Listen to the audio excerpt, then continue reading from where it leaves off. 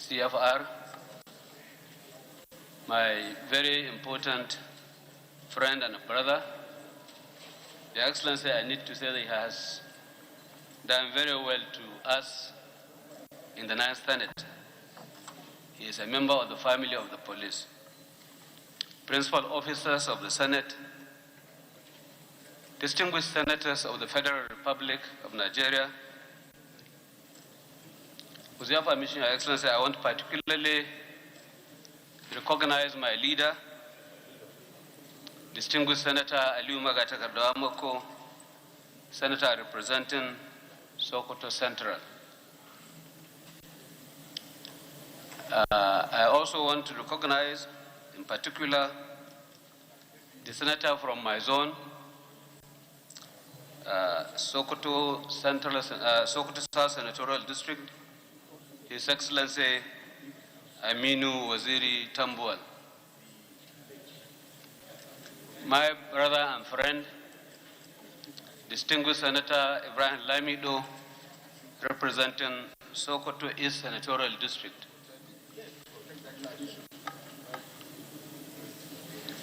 Your Excellency, sir, permit me quickly to give special recognition to my brother senators from my neighboring states of Kebbi and Zamfara, as well as my friend and brother, my classmate, distinguished Senator Danjuma Goji, who are all here present. Let me also recognize members of my delegation who are being ably led by the leader of the House of Representatives who are here with us.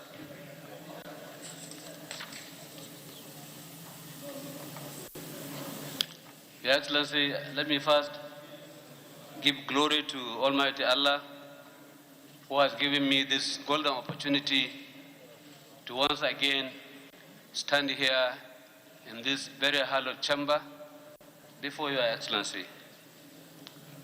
I want to especially thank Mr. President for giving me this opportunity to once again serve my dear country.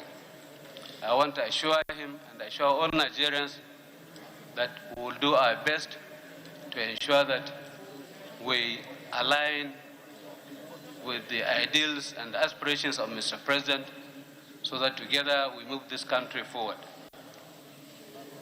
I want to specifically thank my governor, His Excellency Ahmed Ali Sokoto, for supporting me, for finding me worthy of recognition and recommending me for this appointment.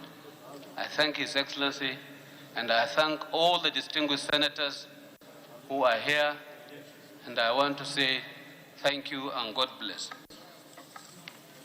Yes, the nominee, we note that in your resume, yes, you also included your code of conduct. Sergeant at Arms, please go around and collect all the resumes and extract the code of conduct. Distinguished Senator Lado, all we need here is just the acknowledgement. We don't need to know his properties or his bank accounts. So his code of conduct form should never be attached. So all of them, if they have attached their code of conduct form, tear out the code of conduct forms and return to them. We don't need the code of conduct forms. So let me hear first from Senator. Point of order. No, the former governor of Sokoto State, my brother Sokwato. Senator Wamako. Is it, no, before point you. of order, Your Excellency. Just a second. It is a Senator, point of order, Your Excellency. No, Senator, I will come to your point of order. But let me hear from Senator Wamako. Please, up.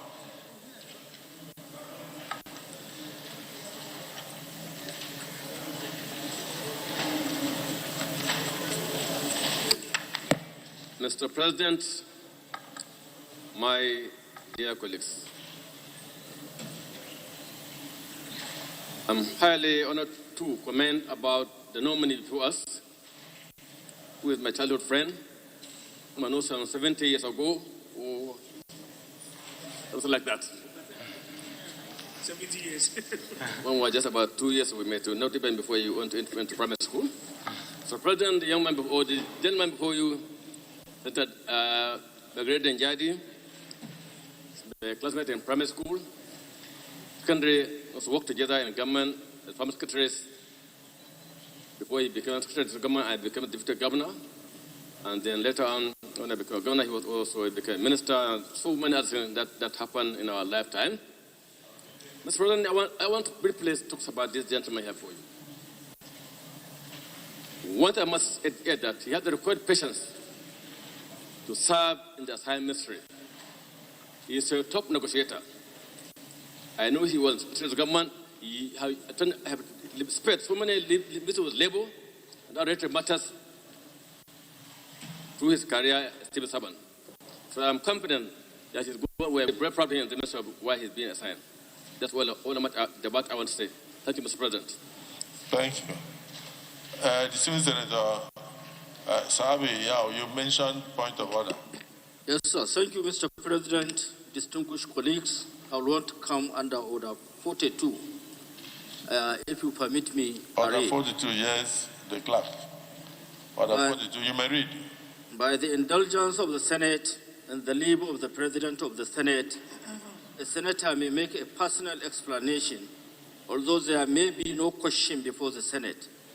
But no controversial matter may be brought forward, for none may be debate arise upon the explanation. Yeah, noted. Sir. Noted, go ahead. Okay, sir. Thank you, sir.